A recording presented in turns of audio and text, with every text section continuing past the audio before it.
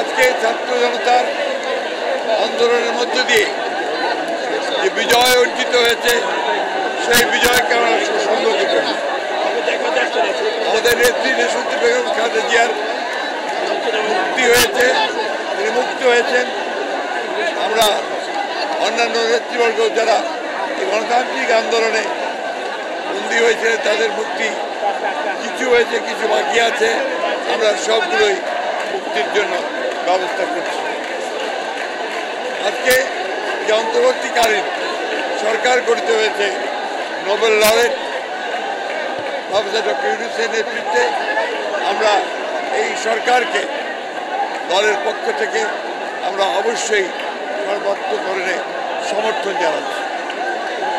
আমরা আমাদের দলীয় নেতাকর্মীকে ইতিমধ্যে এই দলকে সাংগঠনিকভাবে আর সুদৃঢ় করার জন্য কাজ শুরু করেছে। কিছু সংখ্যক ব্যক্তি আজকে ছাত্র জনতার এই বিজয়কে নস্যাৎ করে দেওয়ার জন্য ষড়যন্ত্র করছে, চক্রান্ত করছে। তারা বিভিন্ন অঞ্চলে গোলযোগ সৃষ্টি করে আমাদের দলের নেতাকর্মীদের উপরে অন্যায়ভাবে আরোপ সৃষ্টি করার চেষ্টা করছে।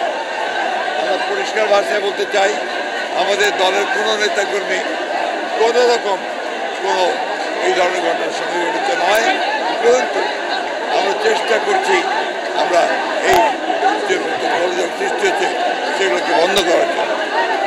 আমরা খুব পরিষ্কার করে বলতে চাই যে আমরা একটা নতুন বাংলাদেশ চাই। আমরা চাই একটা গণতান্ত্রিক বাংলাদেশ, সাম্য, মানবিক অধিকার, ন্যায় বিচারকে প্রতিষ্ঠিত করে আমরা এই নতুন বাংলাদেশ গঠন করতে চাই। আজকে এই নতুন প্রতিষ্ঠাবার্ষিকীর মধ্য দিয়ে স্বেচ্ছাসেবক দল নতুনভাবে গড়ে উঠবে বলে আমরা প্রত্যাশা